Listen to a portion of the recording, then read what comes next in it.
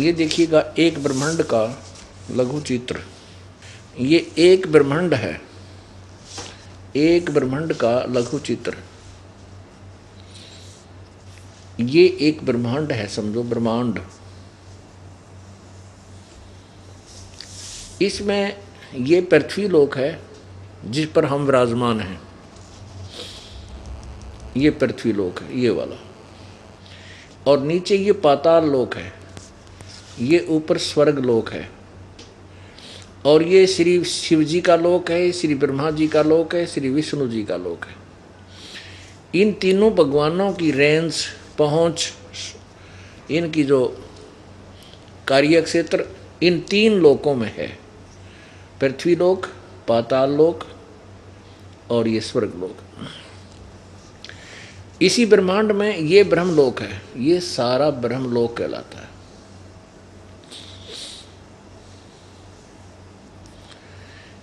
ये बहुत बड़ा क्षेत्र है। इसी में एक नकली सतलोक महास्वर्ग भी बनाया है, इंद्र का द्वीप, इसके ऊपर नकली सतलोक। ये एक ब्रह्मांड का लघु चित्र। ये एक ब्रह्मांड है, ये एक ब्रह्मांड है, ये सारा एक ब्रह्मांड है। अब हम यहाँ देख रहे हैं ये इंद्र का एक महा इंद्र का द्वीप, ये नकली सतलोक, नकली अलखलोक, नकली अगमलोक, नकली अनामी लोक इस काल ने धोखा देने के लिए ब्रह्मलोक में बना रखे। और ये काल जो है इस ब्रह्मलोक को भी ऐसे बंद करके इसके बाहर यहाँ रहता है। ये यहाँ तीन रूपों में रहता है। ये महाब्रह्मा रूप धारण कर लेता है। ये रजोगुण प्रधान अक्षेत्र बना रखा है इसने। ये सतोगुण प्रधान अक्षेत्र है, ये तमोगुण प्रधान अक्षेत्र है। इसमें ये महाब्रह्मा रूप में रहता है और अपनी पत्नी दुर्गा को महासावित्री रूप में रखता है। सावित्री यानी हम महा इसलिए करते हैं कि दो को डिफ्रेंशिएट करने के लिए, क्योंकि इसका पुत्र ब्रह्मा भी, इसका पुत्र भी ब्रह्मा है और ये स्वयं भी ब्रह्मा रूप धारण कर लेता है। और जब इस लोक में रहते हैं तो दोनों के संयोग से जो बालक उत्पन्न होता है रजोगुण प्रधान क्षेत्र में, तो वो ब्रह्मा इसी के स्वरूप का बन जाता है और रजोगुण युक्त हो जाता है। इसलिए उसको ब्रह्मा कहते हैं, जिसको महाब्रह्मा कहना पड़ता है काल को। ऐसे ही ये विष्णु रूप धारण कर लेता है, इसलिए महाविष्णु कहलाता है। यहाँ महाशिव रूप में रहता है ये काल भगवान, ये ज्योति निरंजन 21 ब्रह्मांड का मालिक, जिसको ब्रह्म बोलते हैं। अब ये ब्रह्म लोक में रहता है, बिल्कुल सत्य है, ये देखना। फिर देखिएगा श्रीमद् भगवत गीता, श्री देवी मद देवी भागवत, देखिएगा श्रीमद् देवी भागवत,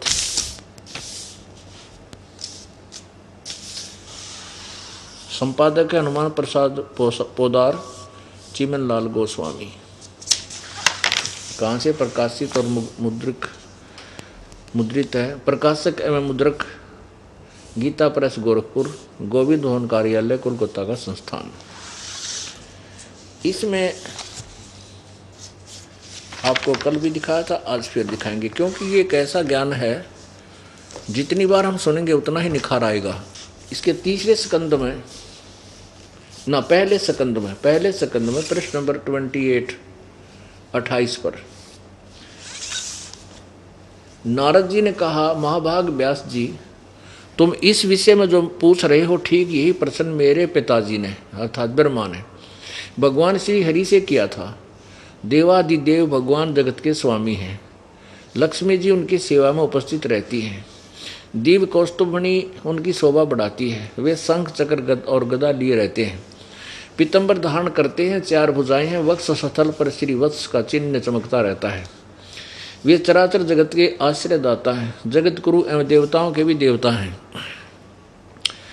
ब्रह्मा जी कह रहा है विष्णु को जगत गुरु कहे, जगत गुरु। अब देखना है जगत गुरु का ज्ञान आगे दिखाऊंगा। देवताओं के भी देवता हैं। ऐसे जगत प्रभु भगवान महान तप कर रहे थे, उनकी समाधि लगी थी। यह देखकर मेरे पिता ब्रह्मा जी को बड़ा आश्चर्य हुआ। अतः उन्होंने उनसे जानने की इच्छा प्रकट की। ब्रह्मा जी ने पूछा, प्रभु आप देवताओं के अध्यक्ष, जगत के स्वामी और भूत भविष्य एवं वर्तमान सभी जीवों के एकमात्र शासक हैं। भगवान, फिर आप क्यों तपस्या कर रहे हैं और किस देवता की आराधना में ध्यान मग्न है? मुझे असीम आश्चर्य हो रहा है कि आप देवेश्वर एवं सारे संसार के शासक होते हुए भी समाधि लगाए बैठे हो। ब्रह्मा जी के विनीत वचन सुनकर भगवान श्री हरि उनसे कहने लगे, ब्राह्मण सावधान होकर सुनो, मैं अपने मन का विचार व्यक्त करता हूँ। देवता दानव और मानव यही जानते हैं कि तुम सृष्टि करते हो, मैं पालन करता हूँ और संकर संहार करते हैं, किंतु फिर भी वेद के पारगामी पुरुष अपनी युक्ति से यही सिद्ध करते हैं कि रचने, पालने और संहार करने की योग्यता जो हमें मिली है, इसकी अधिष्ठात्री शक्ति देवी है, यानी दुर्गा है। वे कहते हैं कि संसार की सृष्टि करने के लिए तुम में राजसी शक्ति का संचार हुआ है, मुझ में सात्विक शक्ति मिली है, और उधर में तामसी शक्ति का आविर्भाव हुआ है। उस शक्ति के अभाव में तुम इस संसार की सृष्टि नहीं कर सकते, मैं पालन करने में सफल नहीं हो सकता, और उधर से संहार कार्य होना भी संभव नहीं। ब्रह्मा जी, हम सभी उस शक्ति के सहारे ही अपने कार्य में सदा सफल होते आए हैं। सुवर्त प्रत्यक्ष और परोक्ष दोनों उदाहरण मैं तुम्हारे सामने रखता हूँ, सुनो। यह निश्चित है कि उस शक्ति के अधीन होकर ही मैं इस शेष राग की सैया पर सोता और सृष्टि करने का अवसर आते जाग जाता हूँ। मैं सदा तप करने में लगा रहता हूँ, उस शक्ति के शासन से कभी मुक्त नहीं रह सकता। कभी अवसर मिला तो लक्ष्मी के साथ सुखपूर्वक समय बिताने का सौभाग्य प्राप्त होता है। मैं कभी तो दानवों के साथ युद्ध करता हूँ, अखिल जगत को भय पहुँचाने वाले दैत्यों के विकराल शरीरों को शांत करना मेरा परम कर्तव्य हो जाता है। मुझे सब प्रकार से शक्ति का अधीन होकर रहना पड़ता है, उन्हीं भगवती शक्ति का मैं निरंतर ध्यान करता हूँ, यानी दुर्गा की पूजा करता है। ब्रह्मा जी, मेरी जानकारी में इस भगवती शक्ति से बढ़कर दूसरे कोई देवता नहीं। अब इस जगत गुरु के ज्ञान का तालिया उड़ यूँ कहा कि मैं दुर्गा से ऊपर किसी को मानता ही नहीं, मेरी जानकारी में से बड़ा कोई भगवान को नहीं। देवता माने भगवान। अब देखो, इस दुर्गा जो सबसे बड़ा विष्णु जी जिसको सर्वशक्तिमान बता रहे हैं, वो क्या कह रही है? ये सारे दोगली बोल रहे हैं जीव को भ्रमित करने के लिए। अब दुर्गा पहले तो कहती है कि मेरा ध्यान कर, फिर कहती है कि उस ब्रह्म का, उसका वो मंत्र है, उसका ध्यान कर, वो ब्रह्म लोक में रहता है। अब देखो, विष्णु जी तो कह रहा है कि मैं दुर्गा से बड़ा भगवान नहीं मानता, इसकी पूजा करता हूँ, यही सबसे बड़ी शक्ति है। और दुर्गा कह रही है कि एक भगवान और है, उसकी पूजा करो, ब्रह्म की। अब दुर्गा के वचन सुनो, दुर्गा के बोल, वो क्या ज्ञान बताती है। यही 7वां स्कंद प्रश्न नंबर 562 पे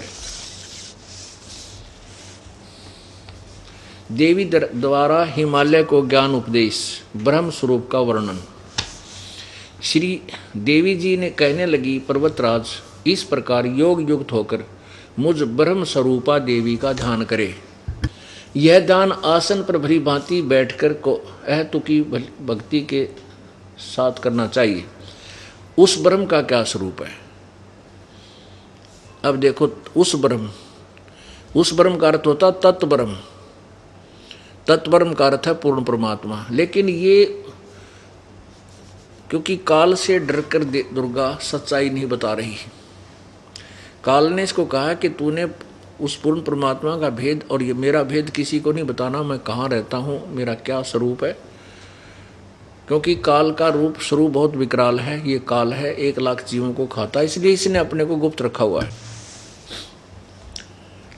अब क्या बता रही है दुर्गा कि उस ब्रह्म का क्या स्वरूप है? यह बतलाया जाता है जो प्रकाश रूप सबके अत्यंत समीप में स्थित हृदय रूप गुहा में स्थित होने के कारण गुहाचर नाम से प्रसिद्ध और महान पद अर्थात परम प्राप्य है। वह समस्त प्रजा के ज्ञान से परे है, यानी सब के किसी के ज्ञान में कोई नहीं जानता उसको, वो सबके ज्ञान से परे है, अर्थात किसी की बुद्धि में आने वाला नहीं है, यह तुम जानो। जो परम प्रकाश रूप है, जो सूक्ष्म से अत्यंत सूक्ष्म है, जिसमें संपूर्ण लोक और उन लोकों में निवास करने वाले प्राणी सतीत हैं, वह ये अक्षर ब्रह्म है। देखे तो के मारा, यह अक्षर ब्रह्म कह दिया। वही सबके प्राण है, वही सबकी वाणी है और वही सबके मन है, वह परम सत्य है और अमृत विनाशी तत्व है। सौ में उस वेदने योग्य लक्ष्य का तुम वेदन करो, मन लगाकर उसमें तन्मय हो जाओ। यानी दुर्गा कह रही है कि उस परमात्मा का और भगवान है अपने से नारा, उसकी भजन करो और उसको शस्त्रों द्वारा अक्षर रूप ब्रह्म को ही लक्ष्य बनाकर वेदन करो, यानी उसी की पूजा करो। परवण ओम मंत्र धनुष है, जीवात्मा बाण है और ब्रह्म को उसका लक्ष्य कहा जाता है। एकमात्र उस एकमात्र परमात्मा को ही जाने, दूसरी सब बात छोड़ दे। यानी अपनी भक्ति से अलग दुर्गा किसी और परमात्मा की भक्ति बता रही है। आगे देखो, और वो किसको कहती है, ये तो ब्रह्म तक सीमित है इनकी बुद्धि, ये इससे आगे नहीं बता पा रही। वह यह सबका आत्मा ब्रह्म ब्रह्मलोक में दिव्य आकाश में स्थित है। वह सबका आत्मा ब्रह्मलोक रूप दिव्य आकाश में स्थित है। धीर बुद्धिमान पुरुष, धीर माने बुद्धिमान पुरुष, विज्ञान के द्वारा जो आनंद स्वरूप अमृत अविनाशी ब्रह्म सर्वत्र प्रकाशित है, उसको भलीभांति देख लेते। अब यहाँ धीर पुरुष का अर्थ है तत्वदर्शी संत, धीरा नाम जिसको वेदों में लिखा है, उसको भलीभांति देख लेते हैं। उस कार्य के कारण रूप पुरुषोत्तम को देख लेने पर इस जीव की हृदय की गांठ अविद्या टूट जाती है, सारे संशय नष्ट हो जाते हैं और सब शुभ अशुभ कर्म अक्षीण हो जाते हैं। वह निर्मल और निष्कल ब्रह्म प्रकाश में प्रकोश दिव्य परम धाम में विराजित है। अब देखो पुण्यात्माओं,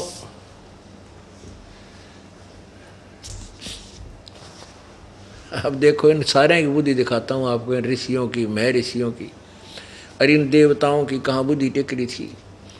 अब दुर्गा ने दोनों बता दिए कि एक परमात्मा और है, वो दिव्य परम धाम में रहता है। ये काल ही छल रूप से एक छोटे इसमें जब नकली सतलोक, अलखलोक, अगमलोक, अनामी लोक में ये अपना ही अलग रूप बना करके इनको धोखा देने के लिए वहाँ विराजमान हो जाता है। अब दुर्गा कह रही है कि वो ब्रह्मलोक में विराजमान है, वो भगवान, वो ब्रह्म, उसकी पूजा करो। विष्णु जी कह रहे हैं कि मैं तो दुर्गा से ऊपर कोई देवता मानता नहीं, मेरी जानकारी है कि ये सबसे बड़ी शक्ति है, इसी की पूजा करता हूँ। और देखो क्या लिखा है देवी पुराण के छठा स्कंद, ये छठा स्कंद पृष्ठ 414 पे। जन्मे जन पूछा महाभाग, किस युग में कैसा धर्म का स्वरूप है, इस संपूर्ण विषय को विशेष रूप से बताने की कृपा कीजिए। व्यास जी बोले, नरप शार्दुल, राजन, यह निश्चय है कि सतयुग में ब्राह्मण वेद के पूर्ण विद्वान थे। अब देखना इनकी बुद्धि। राजन, यह निश्चय है कि सतयुग में ब्राह्मण वेद के पूर्ण विद्वान थे। उनके द्वारा निरंतर भगवती जगदम्बा की आराधना होती थी। भगवती का दर्शन करने के लिए उनका मन सदा ललायित रहता था। गायत्री के ध्यान, प्राणायाम और जप से में वे अपना सारा समय व्यतीत करते थे। माया बीज का जाप उनका प्रधान कार्य था। प्रत्येक गांव में शक्ति का मंदिर उद्घाटन हो इस विषय की उनकी मन में बड़ी उत्सुकता थी।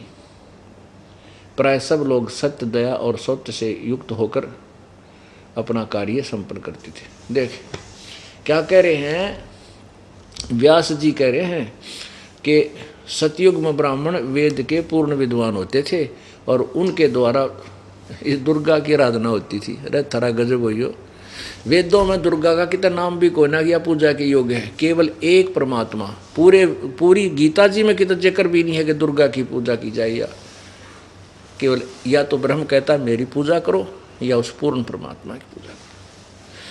अन्यों है वेद के कति पूर्ण विद्वान हुआ करते, वो पूर्ण विद्वान दुर्गा की पूजा करते थे।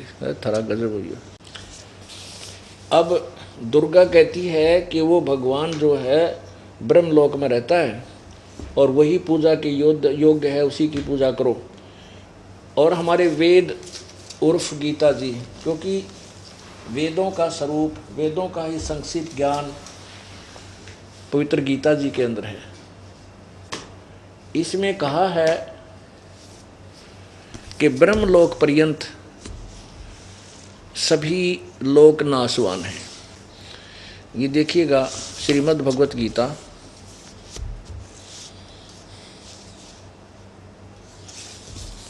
और अध्याय नंबर 8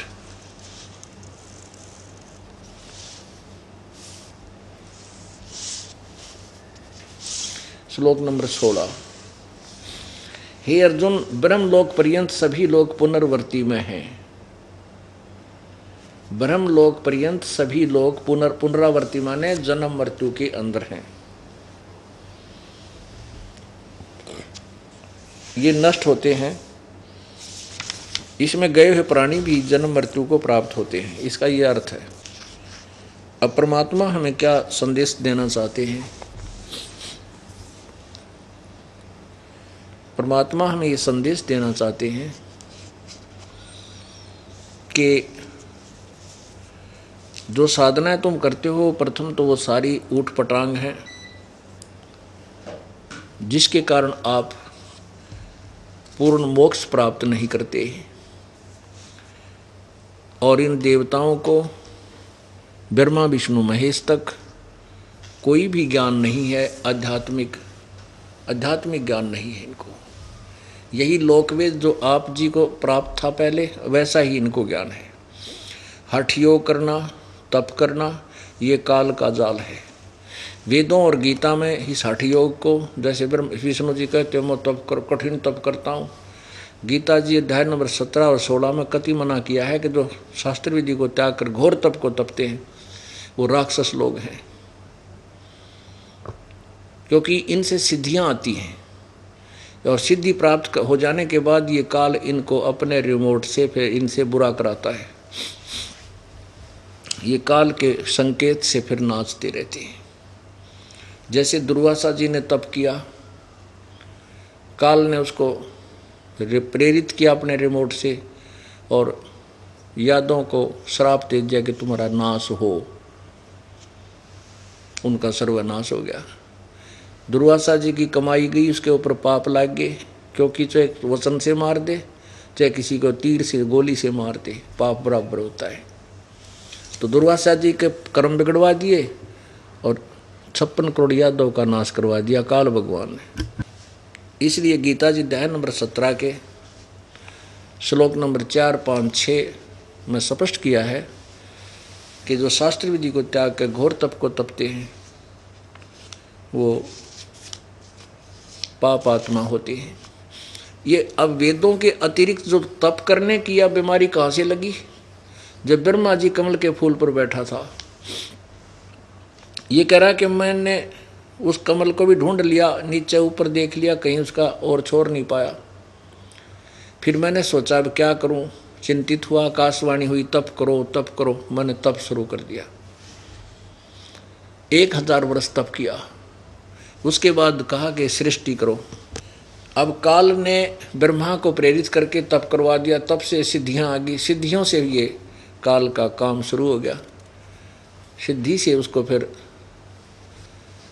ये ड्यूटी दे दी, क्योंकि कोई थोड़ी बहुत पावर बिना काम के चला है, तो सिद्धियां इस जीव की शत्रु होती हैं।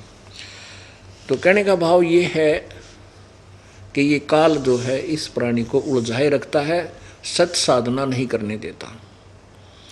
श्री देवी भागवत में लिखा है कि श्री शिवपुराण में भी लिखा है कि विष्णु जी ने 12 करोड़ वर्ष तक तप किया, ब्रह्मा जी ने 4 युग तक तप किया, शंकर जी ने भी 88,000 युग तक तप किया।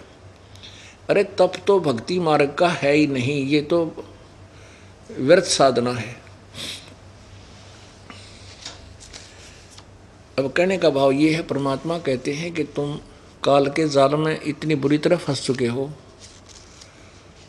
कि अब मैं समझाना चाहता हूं, पर तुम्हारी बुद्धि उस स्थिति तक आने में बहुत समय लेगी जो परमात्मा आपको तत्व ज्ञान बताना चाहता है। लेकिन इसको बार बार सुनेंगे, बार बार इसके ऊपर विचार करेंगे तो हम इस रंग में रंग जाएंगे। अब प्रसंग चल रहा है कि परमात्मा कहते हैं मन तो सुख के सागर बस रे भाई और ना ऐसा जस रे। अब यहाँ यश हम किस चीज़ में मानते हैं? एक बढ़िया कोठी बन जाए, एक लंबी सी कार हो जा है, और भाई अच्छा कोई व्यापार हो जावे या कोई नौकरी ठीक मिल जावे तो हम आंडी पाक जाते। हम सोचते हमारी बड़ी महिमा, हमारा बड़ा यश हो रहा है।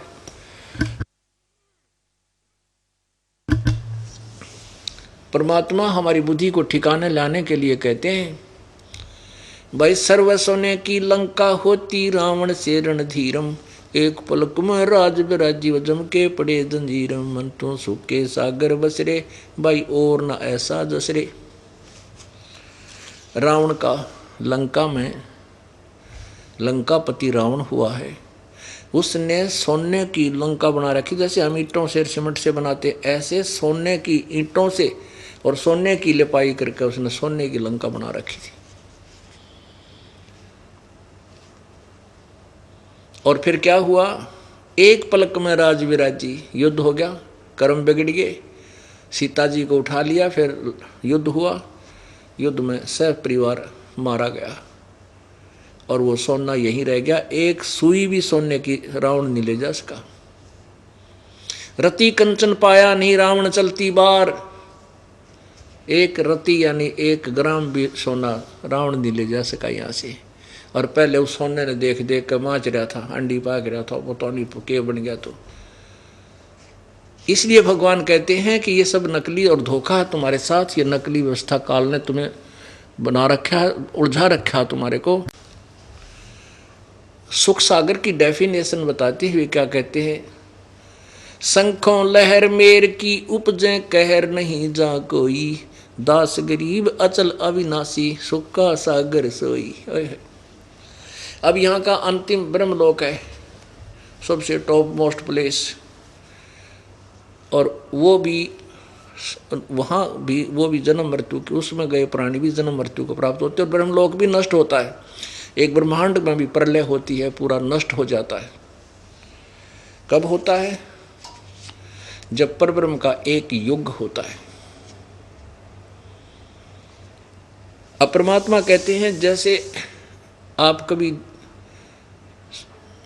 ध्यान, कभी एकांत में बैठे हो और एक बार एक ऐसी कुछ समय के लिए अंदर एक ऐसी हिलोर उठती है, कोई भी बुरा नहीं लगता, किसी के प्रति द्वेष नहीं रहता, सब प्यारे प्यारे लगते हैं, शत्रु को भी, शत्रु के प्रति भी कोई नफरत नहीं रहती। वो आनंद एक विशेष आनंद होता है। वो मेहर की लहर थी, वो मेहर की लहर थी।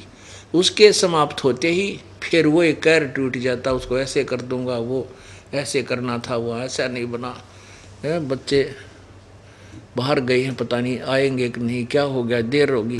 तो कहते हैं ये कहर की लहर आपके ऊपर हमेशा टूटी रहती है, ये कहर की लहर उठती रहती है, आपको परेशान करती रहती है। और जो वो कुछ क्षण के लिए जो आई थी वो मेहर की लहर, वो सतलोक के अंदर ऐसी लहर असंख्यों संख्यों हो। तो आप विचार करो वहाँ कितना सुख हो गया, कितना सुख होगा। संख्यों लहर मेहर की उपजे कहर नहीं जा कोई, दास गरीब अचल अविनाशी सुख का सागर सोई। वो सतलोक जो है अचल है, अविनाशी है, वहाँ गए हुए प्राणी फिर लौटकर संसार में कभी नहीं आते। वहाँ यहाँ के पदार्थों से ज़्यादा श्रेष्ठ पदार्थ है, वहाँ किसी चीज़ का अभाव नहीं। वहाँ कोई भी कार्य खेती आदि करके हमने मजदूरी करके कुछ खाना नहीं। परमात्मा का वो लोक सदाबहार है, वहाँ सदाबहार फल रहते हैं, वृक्ष रहते हैं, सारे हर तरह की सुविधा वहाँ पर है।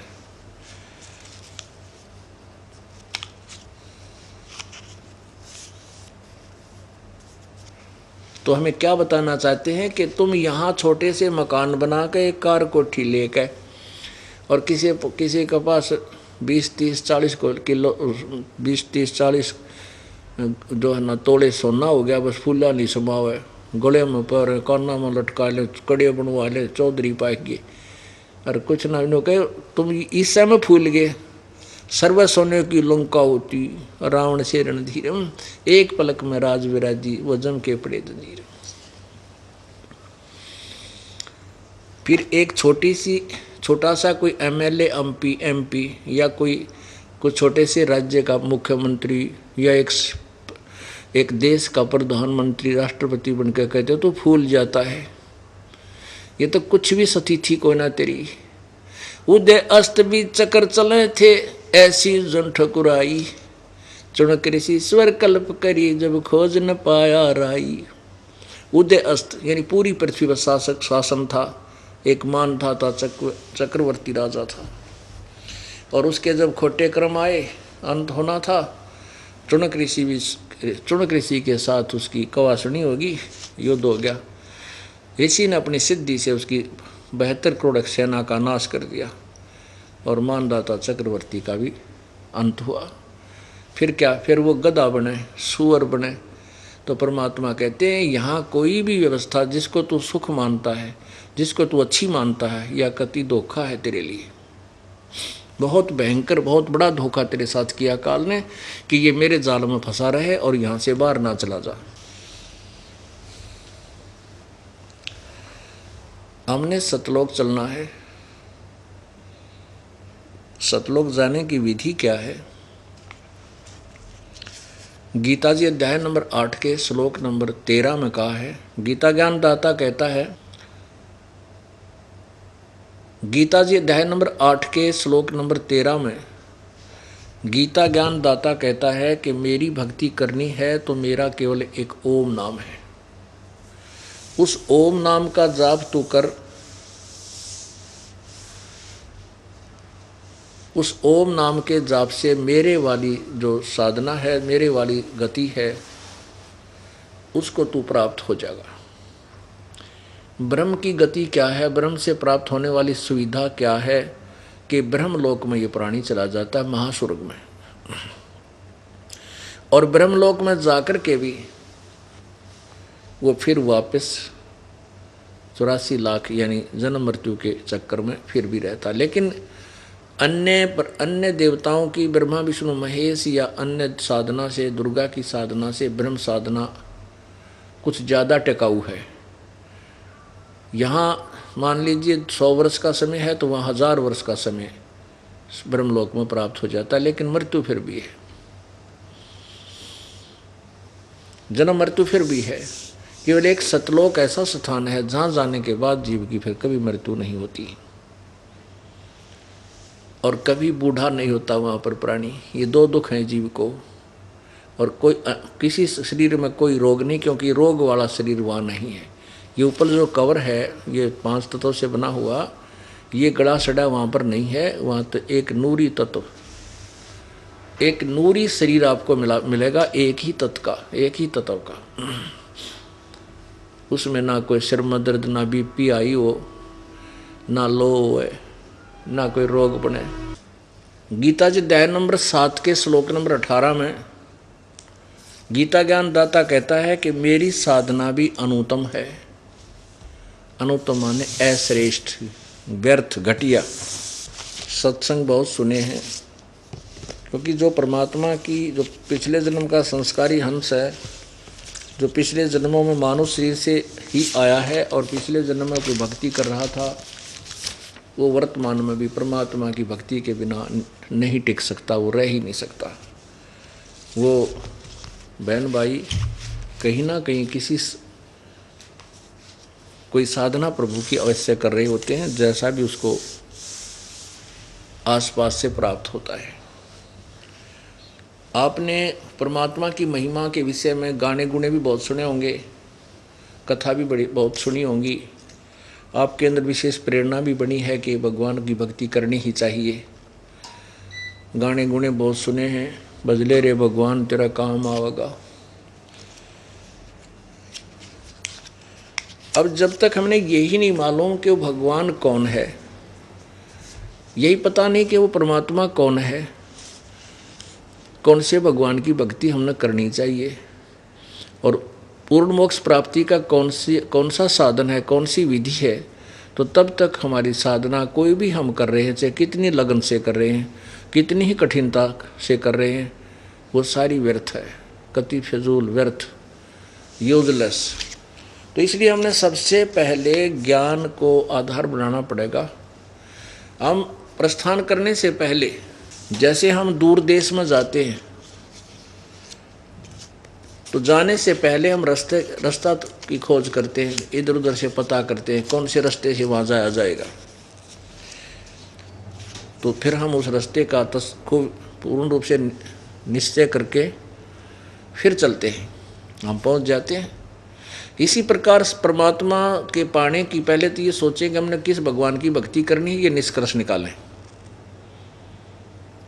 उसके बाद उस पूर्ण कौन है, वो सर्वशक्तिमान, जिससे जो हमें सर्व सुख दे। फिर उसकी वे ऑफ वर्शिप कौन सी है, उसको कहाँ से तलाश करें, वो सत्य है या असत्य है, इसका निर्णय कैसे करें, ये सब ज्ञान हमें होना चाहिए। तब हम भक्ति करेंगे। फिर परमात्मा पाना कठिन नहीं है, हमें साधना मिलनी और परमात्मा के विषय ज्ञान होना मुश्किल है। अब आपको श्रीमद् भगवत गीता का कुछ निष्कर्ष सुनाएंगे। पुण्यात्माओं, ये श्रीमद् भगवत गीता ये किसी धर्म या विशेष व्यक्ति के लिए नहीं है। ये पवित्र चारों वेद, पवित्र श्रीमद् भगवत गीता उस समय लिपिबद्ध की गई थी श्री वेद व्यास जी द्वारा, जिसमें कोई धर्म नहीं था, ना हिंदू था, ना मुसलमान, ना सिख, ना ईसाई। केवल एक मानव धर्म समझो, मानवता धर्म था। तो सभी ये जो सद्ग्रंथ हैं ये सभी मानव के लिए हैं, और पहले सभी इसी के आधार पर साधना करते थे। जैसे इस दास ने सभी धर्मों के प्रवर्तकों की भी हिस्ट्री सीट पढ़ी, उनकी लीला, उनका जो जन्म जीवनी पढ़ी। जैसे सिख धर्म के प्रवर्तक श्री नानक जी हुए हैं, वो हिंदू धर्म में जन्मे थे, और ब्रजलाल पांडे से वो गीता गीता जी पढ़ा करते थे। तो गीता जी को जैसा भी उस पांडे ने उस महापुरुष को याद बताया था कि ये उन्होंने इस ब्रह्म को सर्वशक्तिमान मानकर, और विष्णु जी ही उसको सर्वशक्तिमान समझकर श्री कृष्ण की उपासना वो किया करते थे। जब परमात्मा उनको मिले, कबीर परमेश्वर बेई नदी पर मिले आकर के, उसके बाद सचखंड को देखा, फिर वही परमात्मा बनारस में देखा। उसके बाद उन्होंने इस गीता से आगे का ज्ञान वर्णन शुरू किया। गीता तक का ज्ञान व्यर्थ नहीं है, इसलिए श्री नानक साहिब जी की वाणी में पहले वाली जो वार्ता ज्ञान था वो भी लिखा हुआ, जो पहले वो बोला करते थे वाणी, तू ही एक निरंकार, यानी तू ही एक, क्योंकि पहले ये उस ब्रजलाल पांडे से ज्ञान प्राप्त करके परमात्मा को निराकार मानते थे। फिर जब आंखों देखा भगवान साकार है, मनुष्य जैसा है, और ये धारणक रूप में, दुल्हा रूप में बनारस में विराजमान है, तब उन्होंने कहा था कि फाई सूरत मलुक की वेश, ए ठगवाड़ा ठगी देश, खरा सियाणा बोता बार, ये धारणक रूप रहा करता है। साकार रूप परमात्मा का बताया उन्होंने।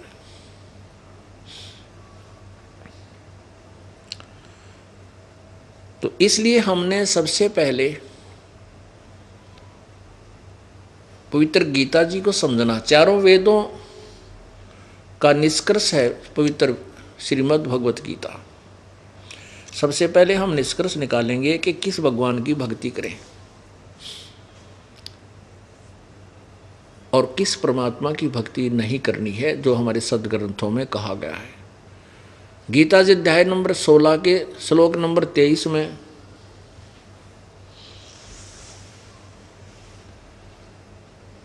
स्पष्ट किया है कि अर्जुन शास्त्र विधि को त्याग कर जो मनमानी साधना करते हैं, उनको न कोई सुख होता है, न उनकी सिद्धि होती है, न कोई उनकी गति होती है। देखिएगा पवित्र श्रीमद् भगवत गीता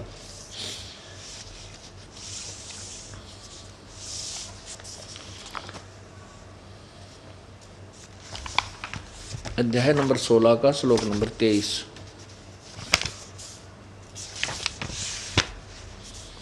ये है अध्याय नंबर 16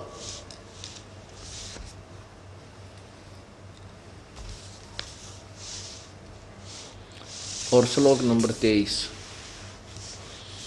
जो पुरुष, जो व्यक्ति शास्त्र विधि को त्याग कर अपनी इच्छा से मनमाना आचरण अर्थात पूजा करता है, वह न सिद्धि को प्राप्त होता है, न परम गति को और न सुख को ही, अर्थात व्यर्थ। अब 24वें श्लोक में स्पष्ट किया है, इससे तेरे लिए इस कर्तव्य और अकर्तव्य की व्यवस्था में कौन सी भक्ति करनी चाहिए, कौन सी ना करनी चाहिए, शास्त्र ही प्रमाण है। ऐसा जानकर तू शास्त्र विधि से नियत कर्म करने योग्य है कि शास्त्रों में वर्णित जो साधना है वही करना चाहिए, अन्यथा किसी के कहने सुनते भ्रमित होकर के नहीं लगना चाहिए। गीता जी अध्याय नंबर 2 के श्लोक नंबर 53 में कहा है कि अर्जुन, जब नाना भिन्न भिन्न प्रकार के भ्रमित करने वाले वचनों से तेरी बुद्धि हटकर एक पूर्ण परमात्मा के ज्ञान में स्थिर हो जाएगी, यानी तू तत्व ज्ञान से परिचित हो जाएगा, तब तो तू योगी होगा, तब तो तू भगत बनेगा। नहीं तो वही डलेट हो रहा, कोई इधर भाग रहा, कोई इधर भाग रहा, कोई कुछ पूजा करता है, कोई कुछ पूजा करता है। ये पूजाएं परमात्मा प्राप्ति आत्म कल्याण की नहीं है।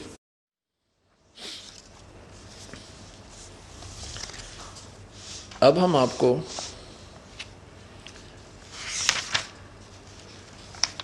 गीता जी अध्याय नंबर 7 को आपके समक्ष दिखाते हैं।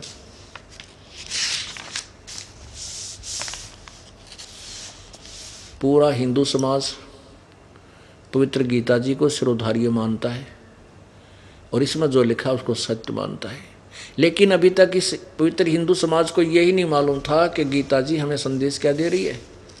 इन झूठे कपटी गुरुओं ने अपने अज्ञान के कारण हमें लोक वेद से रंग रखा था। अब हम स्वयं देखेंगे अपने सदग्रंथों को और कल्याण करवाएंगे। अब देखिएगा गीता जी अध्याय नंबर 7 का श्लोक नंबर 12 से 15।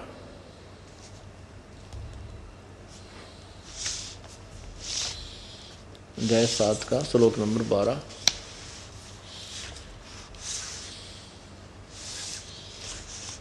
अब क्या लिखा कि और भी जो सतगुण से उत्पन्न होने वाले भाव हैं और जो रजोगुण तथा तमोगुण से होने वाले भाव हैं, उन सबको तू मुझसे ही होने वाले ऐसा जान, परंतु वास्तव में उनमें मैं और वे मुझ में नहीं हैं। ये कौन बोल रहा है? ये ब्रह्म बोल रहा है, काल रूपी ब्रह्म बोल रहा है। सेटिंग नहीं हो रही भाई तेरे बच्चा से। ये काल रूपी ब्रह्म जो ब्रह्मा विष्णु महेश का पिता है, ये श्री कृष्ण जी में प्रवेश करके और ये गीता का ज्ञान बोल रहा है। इसने युद्ध करवाना था, अर्जुन युद्ध करने से मना कर जाता है और काल चाहता था कि ये सारे मरे खत्म हो, इसलिए श्री कृष्ण नहीं युद्ध के लिए प्रेरित करता, अर्जुन को कह देता चल भाई वापस, क्योंकि श्री कृष्ण जी ने तो कह दिया था भाई मैं युद्ध नहीं करूंगा, मैं हथियार भी नहीं उठाऊंगा। एक तरफ मेरी सेना होगी, एक तरफ मैं होऊंगा और मैं हथियार भी नहीं उठाऊंगा, मैं लड़ूं नहीं तुम्हारे साथ। और फिर जब अर्जुन मना कर रहा है और श्री कृष्ण के अंदर प्रवेश करके काल कह रहा है कि तू युद्ध कर ले, तू क्यों चिंता करता है, मैंने सारे मार रखे हैं, तुझे कोई पाप नहीं लगेगा। अब अर्जुन उसको उलझाना चाहता है कि किसी तरह पीछा छोड़ा, युद्ध ना हो, तो उसने ज्ञान चर्चा शुरू कर दी। तो उस ज्ञान का उत्तर काल दे रहा है और ज्ञान बता रहा है। अब उसी ज्ञान को आपके सामने पेश कर रहे हैं। ये कहता है कि काल को श्राप लगा हुआ 1 लाख मानव शरीरधारी प्राणियों को खाने का।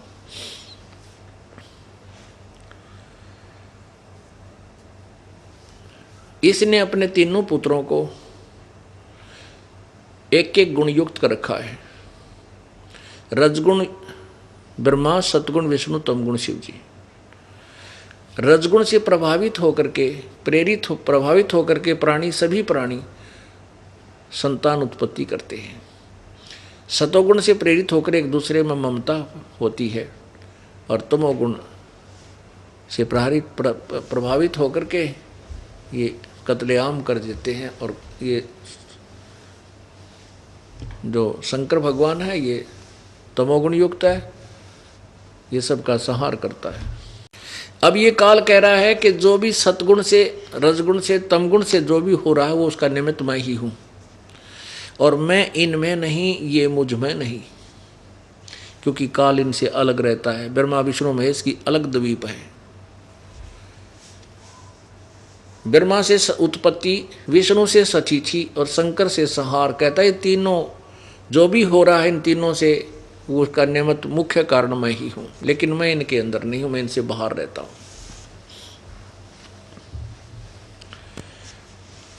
फिर देखिएगा अध्याय नंबर 7 का श्लोक नंबर 12।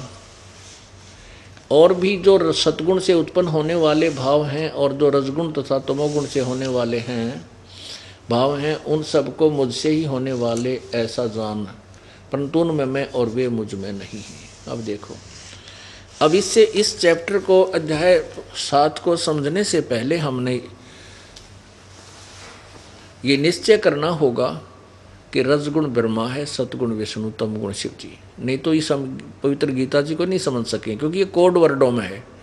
4 वेद इतने मोटे मोटे हैं और उनका संक्षिप्त वर्णन इसमें दिया हुआ है, तो इसमें कोड वर्ड ज़्यादा है। उन कोड वर्डों को अब ये दास आपको समझाएगा, क्योंकि ये तत्वदर्शी शांत ही बता सकता है। अब जैसा कि आपने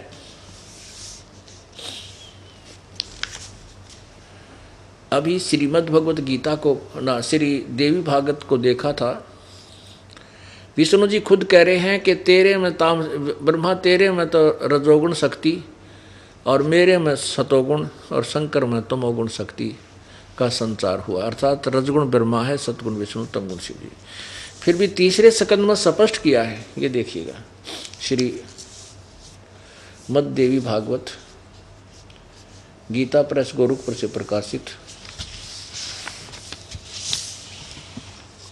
संपादक हनुमान प्रसाद पोदार, चिमनलाल गोस्वामी, मुद्रक हैं, प्रकाशक एवं मुद्रक गीता प्रेस गोरखपुर, गोविंद भवन कार्यालय, कोलकाता का संस्थान। इसको देखो 123 पृष्ठ पे।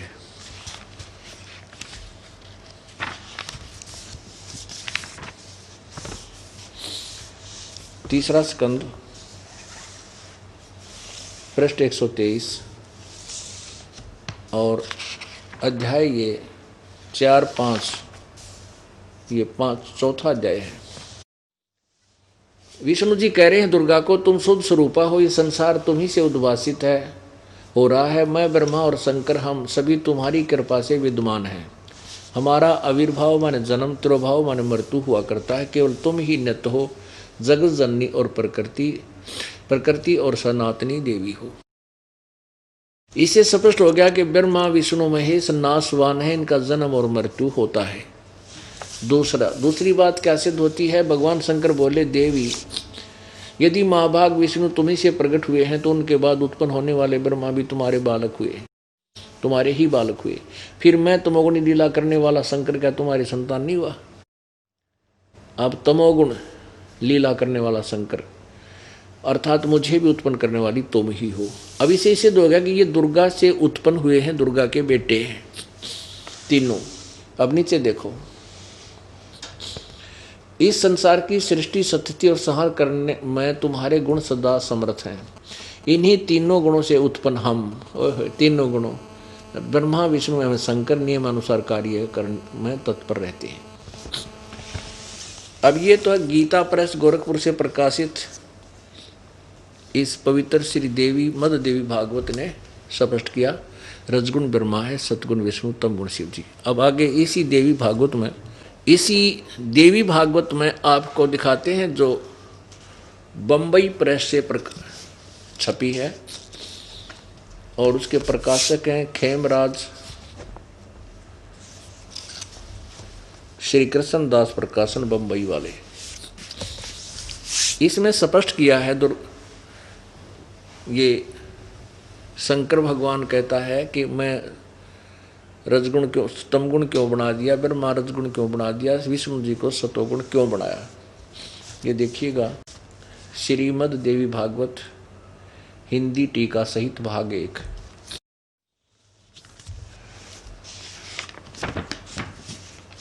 ये है श्रीमद् देवी भागवतम सहमात्यम खेमराज श्री कृष्ण दास प्रकाशन बम्बई।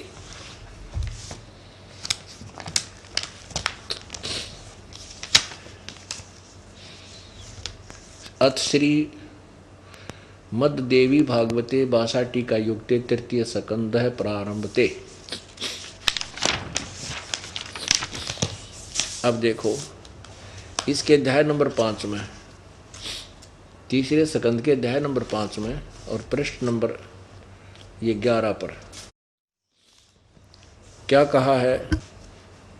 भगवान शंकर कह रहे हैं, हे माता, यदि हमारे ऊपर तू सदा दया युक्त हो, यदि हमारे ऊपर सदा दया युक्त हो तो हमको तमोगुण में किस प्रकार प्रदान किया है, ब्रह्मा रजोगुण और हरि सतोगुण।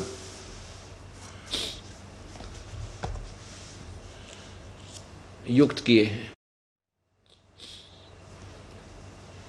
अब देखो आपने ये पढ़ा 8वां श्लोक 7वां अंत हुआ। अब इसी का संस्कृत में हम देखते हैं 7वां अंत हुआ 8वां प्रारंभ हुआ। यदि दया धर्मना न सदाम्बिके कथम अहम विहित च तमोगुण। मुझे किस प्रकार तमोगुण बना दिया। यदि आप हमारे ऊपर दयालु हो, इसे बूढ़े काम में मैं क्यों लाया, इसे बुरे क्रम में सबको मारूं। और कमल से उत्पन्न होने वाले ब्रह्मा रजोगुण संभव रजोगुण क्यों बना दिया।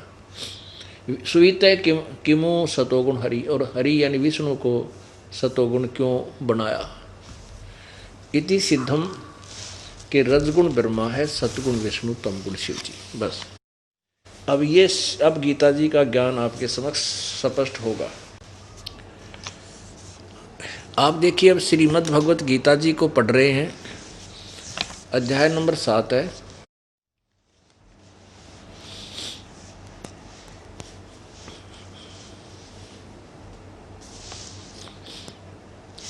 और ये श्लोक नंबर 12। इसमें क्या कहा है, और भी जो सतोगुण से उत्पन्न होने वाले भाव हैं, जो रजोगुण तथा तमोगुण से उत्पन्न होने वाले भाव हैं, उन सब को मुझसे ही होने वाले ऐसा जान, परंतु वास्तव में मैं और वे मुझ में नहीं है। अब 13वें श्लोक में क्या कहा है कि गुणों के कार्य रूप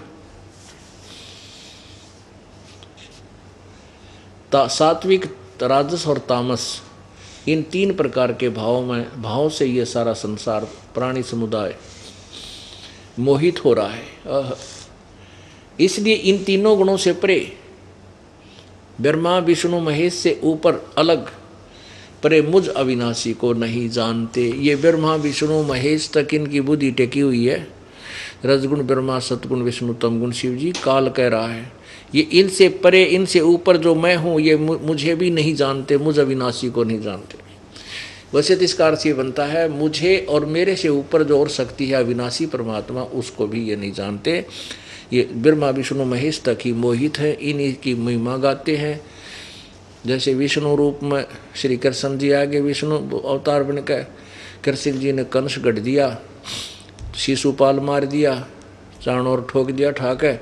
इससे ये हीरो पाक गया, हम इनके गुणगान लाएंगे। पर न्योना बेरा ये के थे, इनकी आगे की दुर्गति हुई। अब 14 नंबर श्लोक में 7वें अध्याय का देखिए, श्लोक नंबर 14-15 में कमाल कर दिया गीता जी में। क्योंकि यह गीता ज्ञानदाता कह, क्योंकि यह अलौकिक अर्थात अति अद्भुत त्रिगुण में मेरी माया, रजगुण ब्रह्मा, सतगुण विष्णु, तमगुण शिव जी द्वारा फैला गया युद्ध जाल, जीव को यहाँ उलझाए रखने का, सती थी संहार और मारने का। बड़ी दुस्तर है ये माया, ये जाल जो है बड़ी खतरनाक है, त्रिगुणमयी माया। और जो पुरुष मुझको निरंतर भजते हैं, ब्रह्म कहता जो मेरी साधना करते हैं वो इनसी माया का तरंती यानी उल्लंघन कर जाते हैं, ये इन ते ऊपर उठ जाते हैं। जो ब्रह्म की साधना करता है वो ब्रह्मा विष्णु महेश से ऊपर उठकर ब्रह्म लोक में चला जाता है। और ब्रह्मा विष्णु महेश के साधक इन्हीं के लोक में जाते हैं, इन्हीं से कुछ समय के लिए वहाँ के स्वर्ग रूपी होटल में अपना जीवन, अपनी कमाई समाप्त करके फिर 84 लाख योनियों में शीघ्र आ जाते हैं। और ब्रह्मलोक में गए हुए कुछ ज़्यादा समय तक वहाँ रह जाते हैं। अब ये क्या कह रहा गीता ज्ञानदाता कि जिन यह त्रिगुणमयी मेरी माया बड़ी खतरनाक है। रजगुण ब्रह्मा, सतगुण विष्णु, तमगुण शिव जी के द्वारा फैलाया गया जाल, क्योंकि यह अलौकिक अर्थात अति अद्भुत त्रिगुणमयी मेरी माया बड़ी खतरनाक है, दुस्तर है, परंतु जो मुझे निरंतर भजते हुए इससे ऊपर उठ जाते हैं, उल्लंघन कर जाते हैं। आगे देखो 15 में, ओए होए, इस माया के द्वारा ब्रह्मा विष्णु महेश तक ही जिनकी बुद्धि टेकी है, इस तो ऊपर किसी को ना मानते ना सुनने को तैयार, जिनका इन्हीं के से प्राप्त सुविधाओं के ऊपर ज्ञान हरा जा चुका है। ओए होए, ये देखो इस 15वां श्लोक 7वें अध्याय का, इस माया के द्वारा ब्रह्मा विष्णु महेश रूपी त्रिगुणमयी माया के द्वारा जिनका ज्ञान हरा जा चुका, ऐसे असुर स्वभाव को, राक्षस स्वभाव को धारण किए हुए मनुष्यों में नीच, ओह दूषित कर्म करने वाले मूढ़ लोग मुझे नहीं बजते। ये काल कह रहा है कि ये ब्रह्मा विष्णु महेश तक इनकी बुद्धि टकरी है, इस तो ऊपर ये किसी ने मानते नहीं। और ये इन्हीं के द्वारा जिनका ज्ञान हरा जा चुका है वो राक्षस स्वभाव को धारण किए हुए, ओए होए, राक्षस स्वभाव को धारण किए हुए मनुष्यों में नीच और दूषित कर्म, दुष्ट कर्म करने वाले मूर्ख, इकट्ठी 4 उपमा दे रखी है काल भगवान ने ब्रह्मा विष्णु महेश के पुजारियों को। कहती है मेरी भक्ति भी ना करते, ब्रह्म तक की साधना भी ना करते, आगे की बात बहुत दूर है, ये ब्रह्म की साधना भी ना करते। अब पुण्यात्माओं, अब इस ज्ञान को समझने के लिए हमने बहुत ही गहराई से जाना पड़ेगा, नहीं तो ये काल का जाल इतना भयंकर है, ये बात समझ में आन नहीं दे। अब जैसे राक्षस स्वभाव को धारण किए हुए मनुष्यों में नीच और दूषित कर्म करने वाले मूर्ख क्यों कहा इनको, जो ब्रह्मा विष्णु महेश की पूजा करते हैं। जैसे तमोगुण भगवान, रजोगुण भगवान ब्रह्मा की साधना की थी हिरण्यकशिपु ने, हिरण्यकशिपु ने रजगुण ब्रह्मा की साधना की थी, भक्ति की थी, उससे सिद्धियां प्राप्त की, और अपने ही बेटे प्रहलाद भगत का शत्रु हो गया, राक्षसी कर्म करे, अपना नाम जपुआवे, राक्षस कहलाया और कुत्ते वाली मौत मरा। ऐसे ही तमोगुण भगवान श्री शिव के उपासक एक भस्मागिरी नाम के साधक थे। उन्होंने पहले तो कैलाश पर्वत के ऊपर जाकर के तपस्या की कई वर्षों तक, फिर वो आ गया भगवान शंकर के गेट के सामने, महल के गेट के सामने, वहाँ देखी पार्वती। उस पार्वती के रूप के ऊपर वो साधक, वो तपस्वी आसक्त हो गया और मन में ठान ली कि शंकर ने मारूंगा, द्रौपदी इस पार्वती को अपनी वो पत्नी बनाऊंगा। इस उद्देश्य से भगवान शंकर के गेट के सामने बिल्कुल फ्रंट में ऊपर न पैर करके नीचे न सिर करके तपस्या शुरू कर दी। 12 वर्ष तक तप किया, ऐसे खड़ा खड़ा ऊपर न पैर करके सिरासन पर। एक दिन पार्वती ने कहा कि हे भोलेनाथ, हे भगवान, आप तो देवों के देव हो, महादेव हो, आपका ये साधक क्या मांगता है, इसको देव यहाँ से छुट्टी कराओ। अब शंकर भगवान खुश हुए, कहने लगे मांग भाई भस्मागिरी, मांग बेटा, क्या मांगता है बच्चा। भस्मागिरी बोला जी ऐसे नहीं मांगता मैं, पहले वचनबद्ध हो प्रभु, शंकर भगवान प्रसन्न हो रहे थे, कहने लगे ठीक भाई मैं वचनबद्ध हो गया, मांग क्या मांगता है। जब वचनबद्ध हो गया तब खड़ा हो गया छोड़ के वो सिरासन, कहने लगा कि आप जो ये भस्म कड़ा लिए हुए हो, एक कड़ा था जो भगवान शंकर पहने हुए था, उसमें ऐसी शक्ति थी कि वो किसी के सिर पे ऐसे करके यूं कह दे भस्म, वो प्राणी जल जाता था, नष्ट हो जाता था। इस बात का ज्ञान भगवान भस्मागिरी को था। उसने कहा बस भगवान आप ये भस्म कड़ा दे दो मुझे। भगवान शंकर ने सोचा भाई तपस्वी है, जंगल में रहता है, अपनी सुरक्षा के लिए लेता होगा। अब निकाल, वचनबद्ध हो ही चुके थे, निकाल कर दे दिया, ले बच्चा ले ले। अब ज्यों ही उस दुष्ट आत्मा के हाथ में कड़ा आया, कहने लगा होले शंकर होशियार, तना मारूंगा, तुझे मारूंगा और पार्वती को अपनी पत्नी बनाऊंगा। हा हा हा दांदरे काटे, कहते तपस्या करे था कि बकवाद दिखवाएगी 1 मिनट में। अब शंकर जी डर गया, अब भगवान शंकर बाज लिए। पुण्यात्मा देखो, अगर ये अविनाशी थे भगवान शंकर तो भागण की क्या जरूरत थी, इसे सिद्ध है कि अविनाशी नहीं है। यानी पल पल पर आपके सामने भी तत्व ज्ञान की रोशनी में इनकी स्थिति आप दिन में 100 बार देख सकते हो। भयभीत होकर शंकर भगवान भाग लिए और पीछे पीछे भस्मागिरी, पहले इस कांटे ने काटूं, पाछे बात बनेगी, इसको मारूंगा तभी बात बनेगी। उधर से भगवान आकर के बीच में पार्वती रूप बना करके खड़े हो गए। भस्मागिरी ने सोचा कि शंकर तो तेरे निकटावे को नहीं, तो तेरे हाथ में यू भस्म कड़ा है। अब 2 बात पार्वती तय कर ले। वो कहने लगा, पार्वती के रूप में भगवान कहने लगे कि क्यों भाग रहे हो महात्मा जी, रुक जा, मैं तेरे साथ हूँ, उनको क्यों मार रहे हो। वो रुक गया। अब वो कहने लगी कि पहले तू डांस करके दिखा मुझे, तब मैं तेरे साथ जो रहूँगी। अब उस भस्मागिरी बोला जी मैंने कभी डांस डूंस कराया नहीं, मैं तपस्वी आदमी, मुझे नहीं पता कैसे नाचा जाता है।